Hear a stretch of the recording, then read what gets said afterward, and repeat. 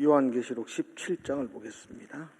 오늘은 17장 1절에서 5절까지 말씀 보겠습니다. 요한계시록 17장 1절에서 5절까지 말씀.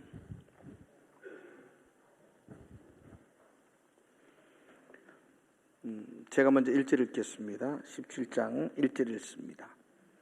또 일곱 대접을 가진 일곱 천사 중 하나가 와서 내게 말하여 이르되 이리로 오라. 많은 무리에 앉은 큰 음녀가 받을 심판을 내게 보이리라. 땅의 임금들도 그와 더불어 음행하였고 땅에 사는 자들도 그 음행의 포도주에 취하였다 하고 곧 성령으로 나를 데리고 광야로 가니라. 내가 보니 여자가 붉은 빛 짐승을 탔는데 그 짐승의 몸에 하나님을 모독하는 이름들이 가득하고 일곱 머리와 열 뿔이 있으며 그 여자는 자줏빛과 붉은빛 옷을 입고 금과 보석과 진주로 꾸미고 손에 금잔을 가졌는데 가증한 물건과 그의 음행의 더러운 것들이 가득하더라. 같이 읽읍시다. 그의 이마에 이름이 기록되었으니 비밀이라. 큰 바벨론이라. 땅의 음녀들과 가증한 것들의 음이라 하였더라. 아멘. 지난주까지 이제 계시록 16장까지 이야기를 마쳤습니다. 요한계시록에서 가장 해석하기가 어렵고 또 여러 복잡한 이야기가 얽혀 있는 부분이 6장에서부터 16장까지입니다. 거기는 인의 재앙에서부터 또 끝나고 나면 나팔의 재앙이 있고 대접의 재앙이 있고 그런 큰 재앙들 중간중간에 또 막간 재앙이라고 해서 막간 환상들이 펼쳐지고 여러 표적들이 또 보이기 시작하고 그래서 조직적으로 그 부분들을 해석하는 것이 사람들이 많이 어려워합니다. 그런데 저는 요한계시록 전체를 해석할 때에 여러분들에게 거듭 말씀드렸지만 시간적, 역사적 순서로 해석하지 않는다고 말했습니다. 세대주의적 관점에서 해석하는 것이 아니고 반복적, 점진적인 방법으로 인의 재앙과 나팔의 재앙과 대접의 재앙을 여러분들과 함께 해석을 해드렸습니다. 그리고 이제 16장 17절에서 하늘의 보좌에서 음성이 들립니다. 다 되었다. 다 되었다. 예수님이 십자가 위에서 다 이루었다라는 말씀과 동일한 의미의 말씀이라고 말씀을 드렸습니다. 이제 다 됐다는 겁니다. 뭐가 다 됐다는 것이죠? 그죠? 심판이 다 되었다. 그러니까 심판이 끝났다 이렇게 해석하면 안 되고요. 하나님이 우리에게 가르쳐주고 싶으신 심판을 다 선포했다 이런 뜻입니다. 그죠? 하나님이 우리에게 가르쳐주고 싶어 했던 심판은 무엇이었나요? 그죠? 이 땅은 날이 갈수록 더 아름다운 그리스도의 푸른 계절로 바뀌는 게 아니고요. 공중에 악한 권세 잡은 영들이 더 성도들을 박해하고 힘들게 한다. 우리는 그 박해하는 땅 속에 공중의 권세 잡은 자들이 핍박하는 이 땅 속에서 살아가야만 한다. 그래서 우리는 질병도 당하기도 하고 예수 믿는다 그러는데도 사고도 당하기도 하고 그죠? 경제적 어려움도 당하기도 하고 그 고난이라는 것에서 우리가 노출되어져 있다. 그렇게 말씀을 드렸습니다. 그러나 세상 사람들이 당하는 고난과 우리가 당하는 고난이 본질적인 다르다 그랬습니다. 그들은 자신의 죄를 향한 하나님을 대적한 죄악에 대한 심판을 당할 것이고 우리는 예수 닮은 모습으로 더 다듬어지고 가꾸어져서 구원의 완성을 이루어 나간다. 그런 이야기들을 내가 다 했다 이렇게 말씀하고 있습니다. 그리고 이제 17장이 시작되어집니다. 그리고 17장과 18장의 내용도 다 되었다라고 말했는데 앞의 내용과 별 다를 바가 없는 것이 전개되어지고 있는 것을 보게 됩니다. 그죠? 여기 그렇게 되어져 있죠. 또 일곱 대접을 가진 일곱 천사 중 하나가 1절에 그렇게 나와 있죠. 그 일곱 대접을 가지고 있었던 천사 중 하나가 일곱 대접의 연장선상에 17장과 18장도 이어진다는 겁니다. 그러니까 다 되었다고 말했는데 또다시 그러니까 제가 해석하는 거죠. 반복하여 또다시 더 상세하게 반복적으로 또다시 심판에 대한 이야기를 하고 있다는 것입니다. 16장 17절에서 그 공중에 대접을 붙습니다. 7째. 제가 지난주 설명할 때 공중에 붙는다는 것은 이전 개혁 성경에 공기 중에 붙는다 그렇게 말했죠. 그러니까 이건 피할 수가 없습니다. 공기 중에, 또 더 나아가서 공중에 권세 잡은 자들에게 사탄의 심장에 비수를 꽂는 행동이었습니다. 그죠? 그로 말미암아 결국 그 사탄, 우리가 오늘 그 16장 19절에서 이렇게 보게 되죠. 큰 성이 세 갈래로 갈라지고, 큰 성이 세 갈래로 갈라지고, 이게 이제 무너진다는 의미입니다. 그 이후에 또 이런 말이죠. 만국의 성들도 무너지리니 큰 성 바벨론이 하나님 앞에 기억되신 바 되어 그의 맹렬한 진노의 포도주잔을 받는다. 큰 성 바벨론, 또 큰 성이 세 갈래로 갈라지고 만국의 성, 다 같은 의미를 말하죠. 그런 것들이 세 갈래로 갈라지고 무너지고 하나님의 진노의 포도주잔을 받게 된다. 그렇게 말씀을 드렸습니다. 이런 그 큰 성 바벨론에 대한 심판을 17장과 18장에는 또 다른 각도로 그들의 멸망을 한 번 더 우리에게 선포해 주고 있는 것을 보게 됩니다. 17장 한번 읽어봅시다. 우리 17장 1절 한번 읽어보면서 계속 이어나가도록 합시다. 자, 같이 읽어볼까요? 시작. 또 7 대접을 가진 7 천사 중 하나가 와서 내게 말하여 이르되 이리로 오라. 많은 무리에 앉은 큰 음녀가 받을 심판을 내게 보이라. 많은 무리에 앉은 음녀의 심판에 대해서 17장과 18장이 이어질 거예요. 그 앞전에 말했던 큰 성 바벨론, 하나님의 진노의 포도주잔을 마셔야 될, 심판을 받아야 될 그 바벨론의 이야기를 16장에 하다가 17장에서는 많은 무리에 앉은 음녀에 대한 심판을 이야기하죠. 그럼 이 물 위에 앉아있는 음녀는 누구죠? 3절에 볼까요? 3절 같이 읽읍시다. 시작. 곧 성령으로 나를 데리고 광야로 가니라. 내가 보니 여자가 붉은 빛 짐승을 탔는데 그 짐승의 몸에 하나님을 모독하는 이름들이 가득하고 7 머리와 10 뿔이 있으며, 그 짐승을 탄 여자죠. 이게 이제 많은 무리에 앉아있는 여자.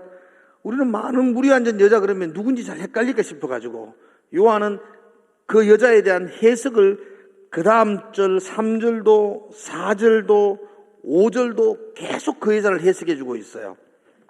4절도 마찬가지죠. 그 여자는 자줏빛과 붉은빛 옷을 입고 금과 보석과 진주로 꾸미고, 그죠? 음행에 더러운 것들이 가득하고, 5절에 보니까 그의 이마에 이름이 기록되어 있으니 비밀이라. 그 다음 뭐라고 하죠? 큰 바벨론이라. 땅의 음녀들과 가져간 것들이 음이라 하더라. 거기 다시 바벨론이 등장하는 거죠. 그러니까 이 많은 무리에 앉아있는 여자, 자줏빛 옷을 입고 화려함과 사치로 물들어져 있는 그 여자, 그 여자가 5절에 넘어가면 큰 바벨론이다.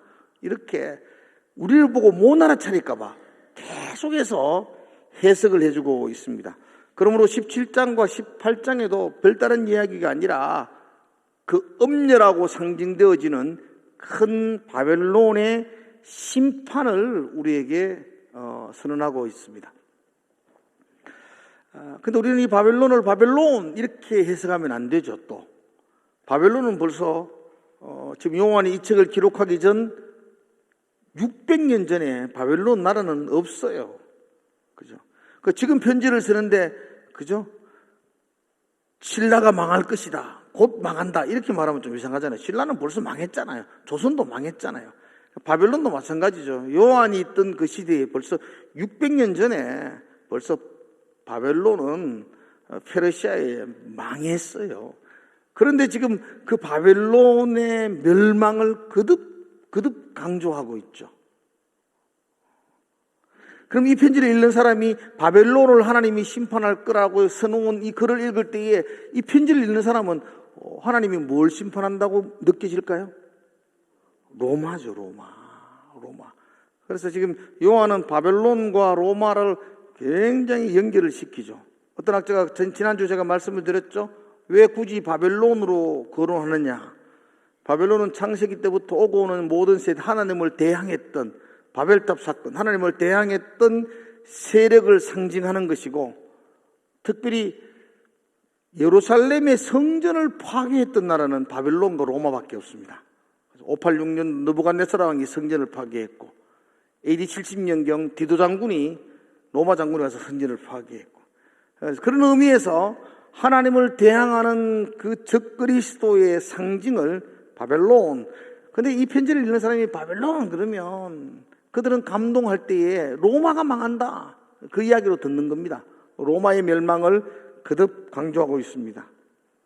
지금 로마는 많은 무리에 앉아서 권력을 휘두르며, 그죠? 온갖 사치와 풍요를 누리면서 그래서 승승장구하는 것 같지만 하나님은 말씀하고 있는 거죠. 그들을 내가 심판한다. 반드시 내가 심판한다. 너가 조금만 참아라. 그 심판을 위로의 말씀으로 그들에게 던져주고 있습니다. 자, 그러나 로마의 멸망만 우리가 또 생각할 수는 없습니다. 바벨론이 로마를 향한 멸망이라면 여기서 끝나는 게 아니고 우리에게 적용할 때는 오고 오는 모든 세대 가운데에 하나님을 대항하는 그런 사탄의 세력들, 그죠? 하나님을 반대하는 공중의 권세 잡은 자들을 다 바벨론, 로마, 지금도 하나님을 무시하고 하나님을 반대하는 세력들이 곳곳에 도사리고 있죠. 권력을 가지고 있죠. 하나님이 반드시 심판날 그들을 심판할 것이다, 그렇게 말씀하고 있습니다. 왜 심판하느냐? 그들이 심판할 때 그들의 죄를 지적합니다. 첫 번째 죄는 1절에도 마찬가지고 그 무리에 앉은 그 여자를 음녀라고 말하죠. 그래서 음행. 2절도 마찬가지입니다. 음행의 포도주에 취했다, 그렇게 표현하죠. 그래서 내가 그 무리에, 많은 무리에 앉은 그 여인을 심판하는 이유는 그들의 음행 때문이다, 그렇게 말하고 있습니다. 또 하나는 그 다음번에 나오고 있는 3절과 4절에 나오고 있는 그들의 사치와 방탕, 그렇게 볼 수 있죠. 그들의 사치와 방탕으로 내가 심판한다, 그렇게 말하고 있습니다. 여러분, 심판의 검은 먹구름이 시시각각 다가오는데 그들은 음행과 사치에 모든 마음을 빼앗겨버리고 있습니다. 그건 참 어리석은 거라는 거죠. 그죠? 그들은 심판의 먹구름자가 다가오는 걸 모른다는 겁니다. 모르고 그냥 오늘 하루에 그 음행과 사치와 방탕에 모든 에너지를 쏟고 있습니다. 참 어리석다. 이제 내일이 되면 심판을 당할 건데 오늘 그거 모르고 이 밤을 즐기고 있는 그 모습 보면서 어리석다는 겁니다. 어리석다는 거죠. 예전에 제가 부교육자로 섬겼던 교회 사택이 한옥이었습니다. 아주 오래된 한옥이었죠. 운치가 있고 기풍이 있다고 생각되지만 살아 보이소. 우풍이 있습니다. 기풍 없습니다. 우풍이 심하고요.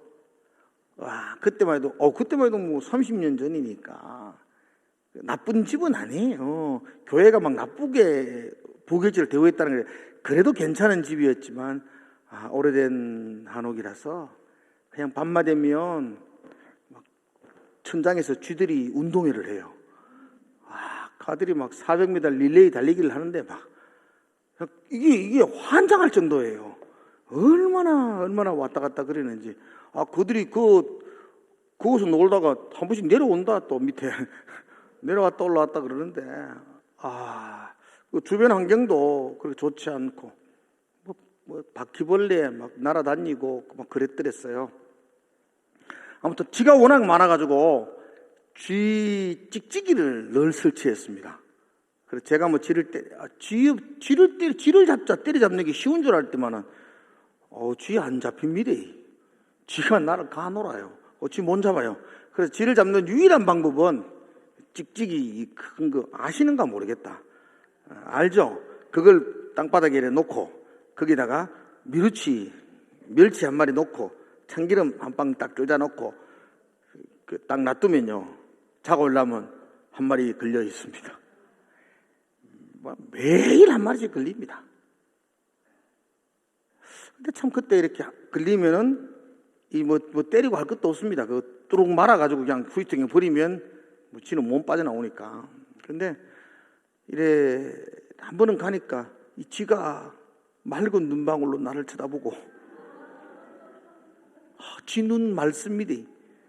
그리고요, 입에는요, 멸치 무으면서요, 이거 다 묻고 말면 안 돼요. 자꾸 그래. 요거 다 물 때까지만 기다려주면 안 돼요. 이렇게. 이게 내가 가니까 막 놀래잖아요.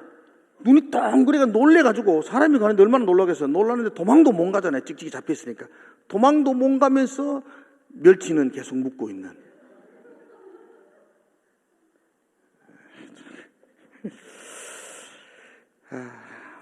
심판의 구름이 막 먹구름이 다가오는데 죽음이 눈앞에 있는데 멸치를 먹어야 하는 그 지혜의 심정.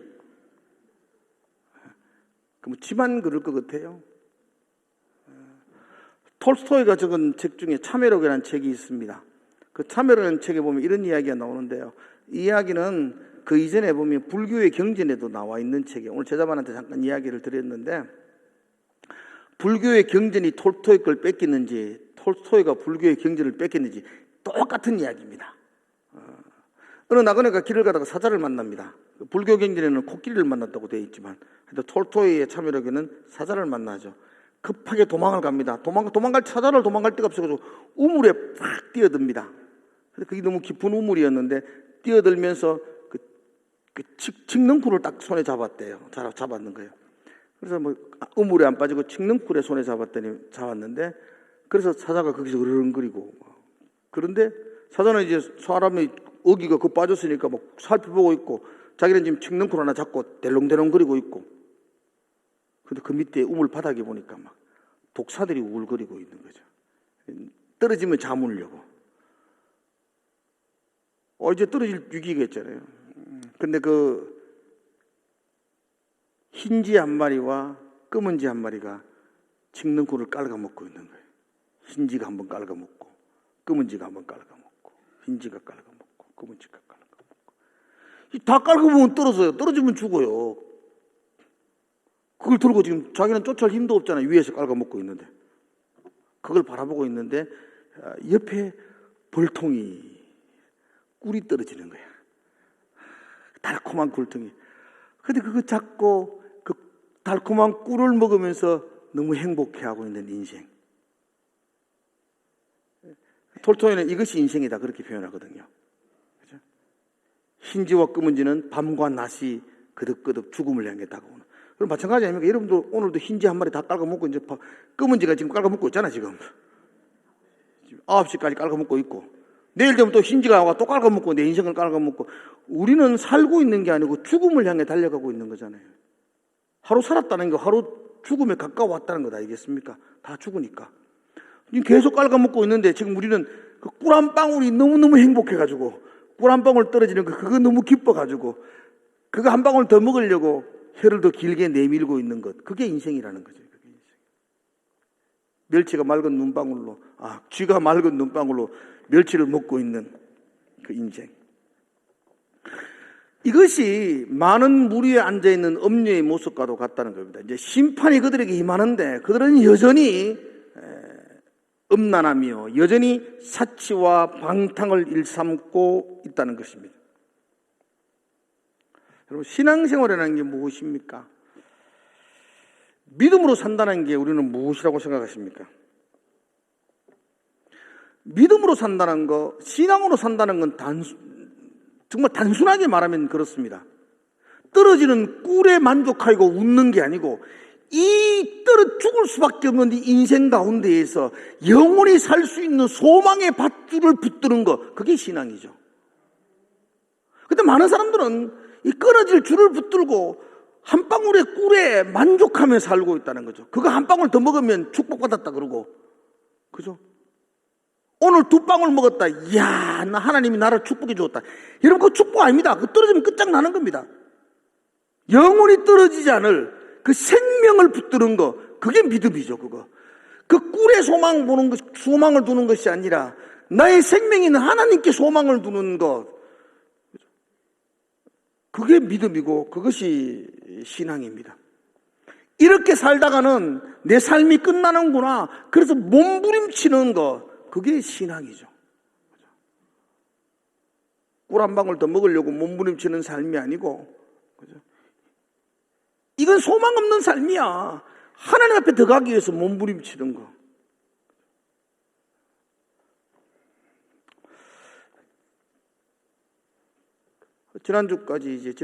어제 제가 속초에서 우리 동기들 모여가지고 목회 전략 세미나 하고, 이번에 강의했던 동기 목사님이 박사과정을 밟고 있는데, 마태복음에 있는 산상복음을 가지고 석사학위를 끝냈고 또 박사학위를 공부하고 있더라고요. 그분이 강의하면서 했던 이야기 중에 오랫동안 가슴이 남는 이야기. 우리 그리스도인들은 이 산상복음을 붙들고 미친 듯이 살아야 된다는 거예요. 이거 그냥 읽고 넘어갈 문제가 아니고, 이 산상복음은 내 삶의 기준이 되어서 이렇게 살려고 발부둥 치고 발부둥 쳐야 된다는 거죠. 이렇게 행하라고 주신 말씀이라는 거죠. 전적으로 동의합니다. 그죠? 그거 읽으면서 오른밤을 때는 왼밤 내밀고 오리 가자 하면 심리 가자. 아이고 참 훌륭한 사람이.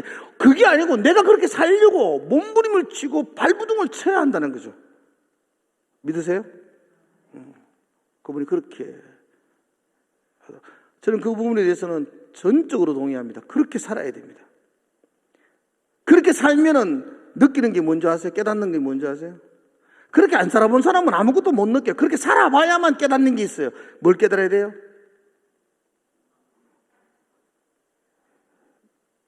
나는 안 된다. 주님 외에는 내게 소망이 없다는 걸 절실히 깨닫게 돼요. 산상보험을 붙들고 몸부림치지 않는 사람은 주님을 향하여 간절함도 얻을 수가 없어요. 그걸 위해서 몸부림을 칠 때에, 그래 내 의로는 소망이 없다는 걸 깨닫고 주님 앞에 철저하게 무릎을 꿇는 자만이 생명을 얻을 수 있다는 걸 발견하게 되었어요. 그걸 신앙이라 그래요. 근데 요즘 사람들은 안 살고 그냥 주님만 의지한다고 고백하고 있는 것 같아요. 안 살고 그렇게 고백하는 그 고백은요, 행함이 없는 믿음은 죽은 믿음인 것처럼 살아보지도 않고 그렇게 고백하는 그 고백은요, 헛된 고백이에요. 진정한 고백도 아니에요. 꿀 빨아먹으면서 줄 바꿔야 되는데 그거 말하는 거 똑같은 거예요. 살아내셔야 돼요.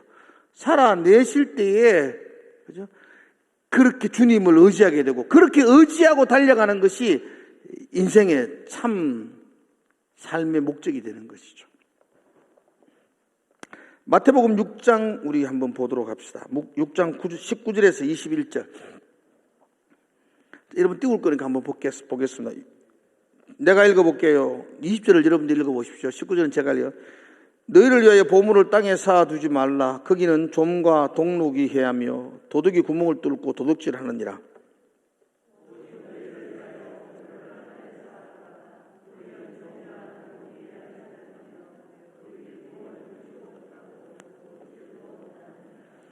내 보물 있는 곳에, 그곳에는 내 마음도 있느니라.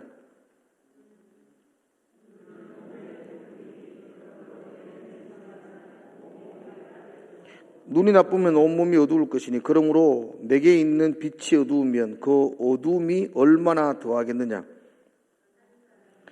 두 조인을 다시 24절 띄우세요. 시작. 모르겠네. 안 띄우네. 띄우지 마세요. 내가 읽을게요. 한 사람이 두 주인을 섬기지 못할 것이니 혹 이를 미워하고 저를 사랑하거나 혹 이를 중히 여기고 저를 경히 여김이라. 너희가 하나님과 재물을 겸하여 섬기지 못하니라. 아멘. 예수님이 그냥 흐트르게 이런 말한 게 아니잖아요. 여기 분명한 두 삶의 다른 길이 있잖아요.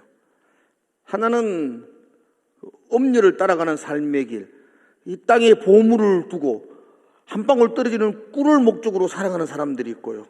그 반대로 성도의 삶이 있다고요. 그죠? 보물을 하늘에 쌓아두기 위해서 몸부림치며 살아가는 삶이 있다고 성경은 말하고 있습니다. 보물을 하늘에 쌓아둔다는 게 뭐겠습니까, 여러분? 교회 현금 많이 하는 거라고 생각하지 마세요. 그런 거 아니에요. 보물을 하늘에 쌓아둔다는 것은 이 보물이 내 마음을 이 보물에 뺏기지 않는 사람, 그런 사람이죠. 참 어렵습니다, 그게. 뭐 한묵대띠가 현금하는 것은 그렇게 어렵지 않습니다. 뭐 그렇게 현금하면 되죠. 뭐 나도 해봤다, 뭐 안 해봤습니까? 우리 다 해봤잖아요. 그건 어렵지 않아요. 그런데 매일매일의 삶 속에서 이 보물에, 이 재물에 내 마음을 두지 아니하고 하나님에게 내 마음을 두는 사람, 그게 하늘의 보물을 찾는 사람이니까 그건 참 어려운 삶입니다. 수시로 우리의 마음은 그 보물에 빼앗기지 않습니까? 그죠? 그게 한 방울의 꿀에 그 멸치 한 토막에 우리의 마음이 빼앗길 때가 참 많잖아요. 그래서 저와 여러분들은 매일매일의 삶에서 살면서 그 아마겟돈 전쟁을 끊임없이 싸워야 하는 겁니다. 하나님의 전신갑주를 입고 매일매일 싸워야 합니다. 많은 무리에 앉아있는 그 음녀는 지금도 끊임없이 우리를 유혹합니다. 이거 참 달콤하다. 이거 참 맛있대. 이게 행복하대. 끊임없이 우리에게 유혹합니다. 그는 곧 심판을 받을 멸망의 자리에 앉아 있음에도 불구하고 우리를 향하여 자기의 자리가 행복하다고 계속 우리를 유혹합니다. 우리는 어떻게 해야 됩니까? 그래서 에베소서에 말해서 하나님의 전신갑주를 입고 끝끝내 목숨 걸고 싸워야 합니다. 그렇게 싸우면 우리가 어떻게 된다고요? 이 말씀 붙들고 끝내 싸우면 우리가 어디로 갈까요? 천국 가겠지. 안 싸워도 갑니다. 걱정하지 마시고. 끝끝내 싸우면 우리가 어떤 상태가 바뀌는가요? 하나님 의지하는 사람이 됩니다, 여러분들. 전적으로 하나님 의지하는 사람이 됩니다. 싸워보면 압니다. 이 싸움이 만만치 않는 싸움이고 내 힘으로 싸워서 이길 수 없는 싸움이고, 그래서 싸운 자만이 하나님을 철저하게 의지하는 자리로 나아갈 수가 있습니다. 하나님 의지하는 자리로 나가면서 왜 전신갑주를 입고 자꾸 싸우라 카노? 그렇게 생각할 수도 있습니다. 하나님 의지하면 되는데 뭐 자꾸 싸우라 카노? 싸워봐야 의지하게 된다는 것입니다, 여러분들. 싸우지 않는 자는 의지하는 건 가짜가 되는 겁니다. 싸워봐야만이 하나님을 전적으로 의지해야 될 연약한 존재임을 내가 깨닫게 되고, 싸워봐야만 내 보물을 하늘에 쌓아두는 것이 참 복된 삶이라는 걸 깨닫게 됩니다. 그래서 성경은 우리에게 피 흘리기까지 싸우라고 끝내 우리에게 말씀하고 있습니다. 2절의 말씀을 여러분 잠깐 한번 봅시다. 2절. 자, 한번 2절 같이 읽읍시다. 시작. 땅에 사는 자들도 그 음행의 포도주를 취하였다. 많은 무리에 앉아있는 여인이 땅의 임금들도 더불어 음행을 하게 하고, 또 나아가서 땅에 사는 자들도 그 음행의 포도주에 취하게 합니다. 여기서 땅에 사는 자들이라는 것은 그 음료를 따라가는 세상 사람들도 되지만 우리도 마찬가지입니다. 우리도 그들의 유혹 앞에 노출되어져 있습니다. 우리 역시 이 땅을 살아가는 사람들입니다. 끊임없이 이 음녀가 우리에게 유혹하고 있는 것을 보게 됩니다. 그러므로 이 땅을 살아가는 동안에 사탄은 끊임없이 우리를 유혹할 것이고, 우리는 끊임없이 하나님의 전신갑주를 입고 그들과 싸워야만 합니다. 그래야 음행에서부터 나를 지킬 수가 있습니다. 그리고 이 음행이란 것은 단순한 육체적인 간음 이런 쪽으로만 해석하면 안 됩니다. 그것도 음행입니다. 그러니까 더 나아가서 에베소서 5장 5절은 이렇게 이야기하거든요. 5장 5절 한번 떼어보실래요? 한번 같이 한번 읽어볼까요? 시작. 너희도 정녕 이것을 알거니와 음행하는 자나 더러운 자나 탐하는 자 곧 우상 숭배하는 자 다 그리스도와 하나님의 나라에서 기업을 얻지 못합니다. 보세요. 음행하는 자나 더러운 자나 탐하는 자가 다 똑같다는 겁니다. 다 똑같다. 그건 곧 뭐 한다고요? 우상 숭배하는 것입니다. 그 우상 숭배하는 것이라고 말합니다. 그건 하나님의 나라를 기업으로 받을 수 없다라고 그렇게 말합니다. 우상 숭배가 무엇입니까? 하나님을 사랑해야 될 우리가 하나님 외에 다른 것들에게 사랑하면 그게 우상이죠. 그렇지 않습니까? 내 사랑의 1번지가 하나님이어야 되는데 하나님 외에 다른 것이 내 사랑의 대상이 된다면 그건 그 무엇이라도 그게 우상이라는 것입니다. 내게 하나님 외에 사랑하는 다른 무엇이 있다면 그건 하나님 나라를 기업으로 받을 수 없는 존재가 되어버리는 겁니다. 그러므로 저와 여러분이 끊임없이 점검해 보셔야 합니다. 내가 하나님을 사랑하는가? 그렇지 않으면 나는 많은 물 위에 앉아있는 이 엄녀의 유혹에 넘어가고 있는 사람입니다. 끊임없이 우리에게 다른 사랑할 것들이 많이 생겨나고 있는 게 그게 현실입니다. 그죠? 더 자랄수록, 더 세월을 더 많이 지날수록, 이 청년의 때에는 뭐 사랑할 것도 없다. 그 자석 하나밖에 없는데 그건 뭐 사랑할 것도 없다. 청년의 때에는 뭐 포기할 것도 없다. 뭐 가진 게 있어야 포기하지. 점점 세월과 시간이 지날수록 우리가 포기할 게 많아지고 사랑할 게 많아지고 그래서 하나님만을 사랑한다는 것, 우상 숭배에 대해서 내 자신을 지키며 정결하게 산다는 것이 점점 어려워지게 된다는 겁니다. 뭐 남편 사랑하지 말고 뭐 자식도 사랑하지 말고 그런 의미가 아니지 않습니까, 여러분? 여러분은 마음속에 하나님을 향한 진정한 사랑을 계속해서 확인시켜 주셔야 됩니다. 그렇지 않으면 우리가 이 음료를 따라가는 자와 또 이들이 마시는 포도주에 취하여 살아가는 사람들과 다를 바가 없이 된다고 말씀하고 있습니다. 또 하나 더 이 여자의 모습을 한번 살펴보겠습니다. 우리 4절에 한번 보겠습니다. 4절 같이 한번 읽어봅시다. 시작. 그 여자는 자줏빛과 붉은 빛 옷을 입고 금과 보석과 진주로 꾸미고 손에 금잔을 가졌는데 가정한 물건과 그의 음행에 더러운 것들이 가득하더라.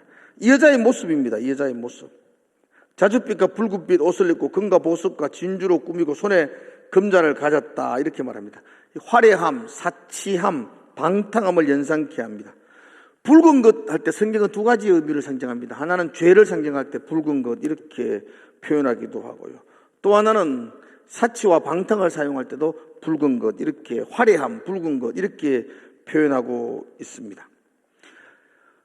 사치와 화려함, 붉은 것 이것은 사람들의 마음에 끌기에 충분한 것입니다.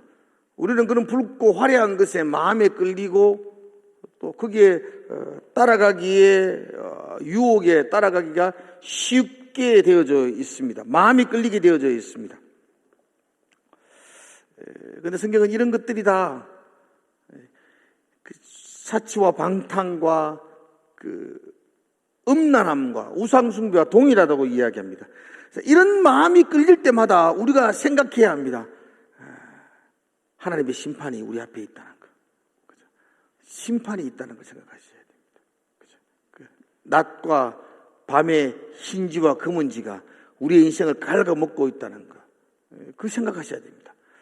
그래서 지금 있는 떨어지는 그 꿀 한 방울이 내 삶에 진정한 행복을 줄 수 없다는 것을 깨달으셔야 됩니다. 그게 이 유혹에서부터 이길 수 있는 방법입니다. 풍요로움이 좋은 것만은 아닙니다, 여러분들. 나이가 먹는다는 것이 꼭 서글픈 것만은 아니지 않습니까? 나이가 먹어서 아파야지 죽어도 덜 억울하지.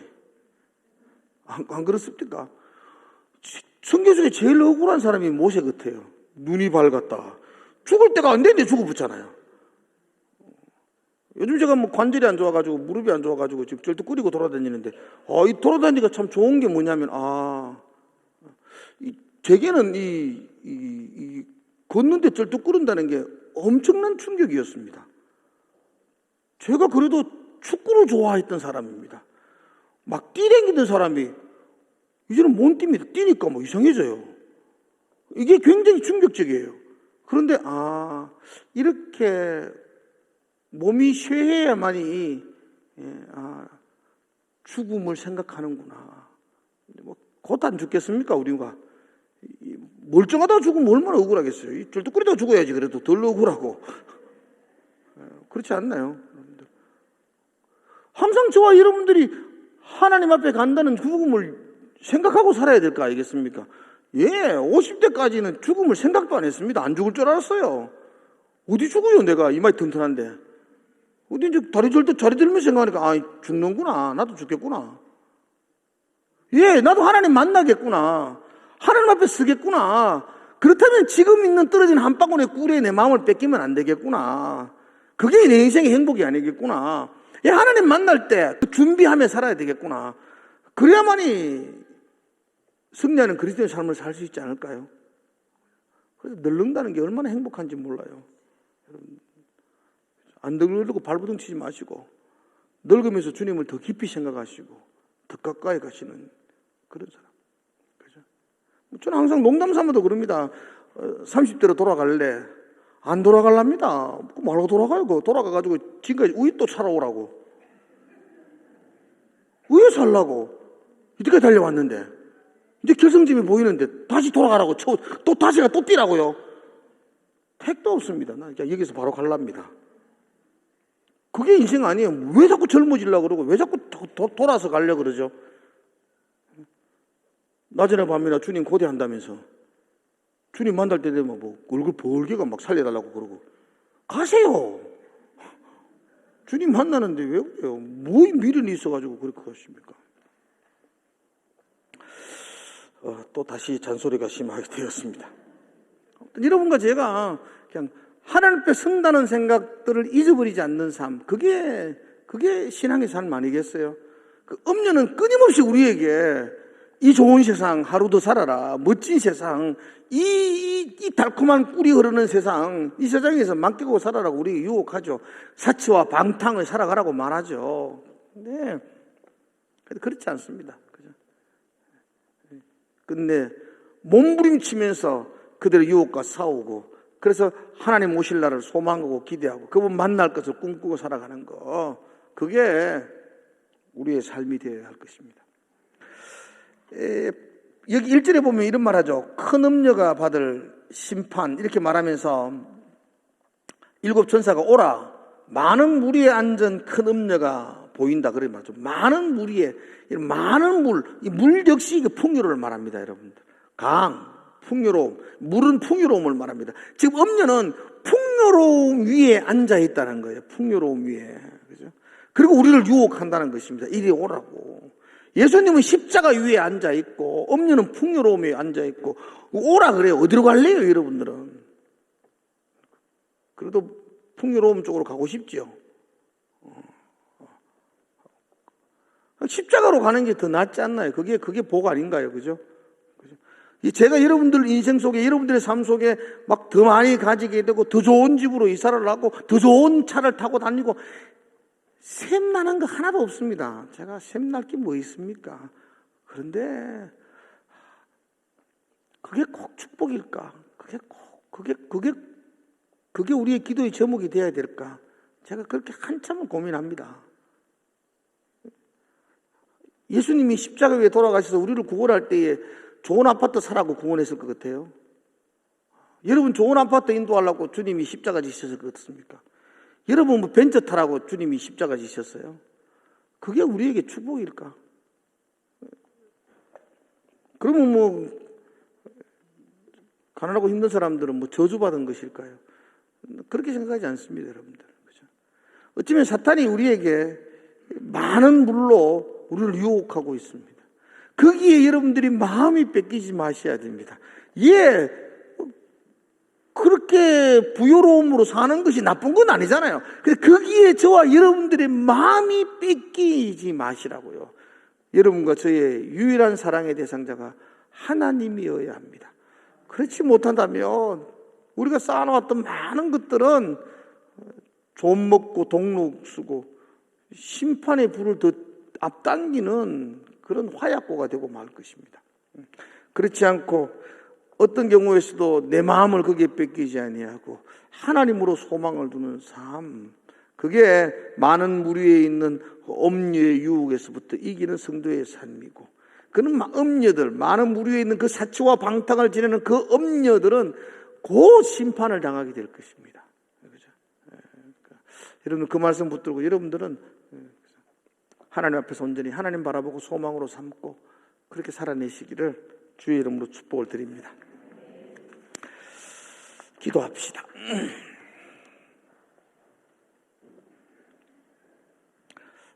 하나님 아버지, 오늘도 주의 말씀이 내 삶을 돌아보는 그런 귀한 잣대가 되게 하여 주시고, 그 말씀이 기준이 되어서 또 그 말씀이 힘든 하루하루를 삶은 성도들에게 위로가 되고 힘이 되게 하여 주시옵소서.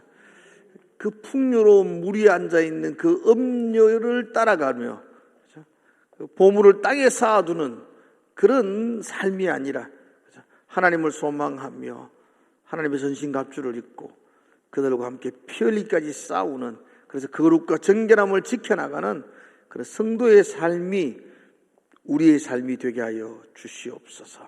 예수님 이름으로 기도드리옵나이다.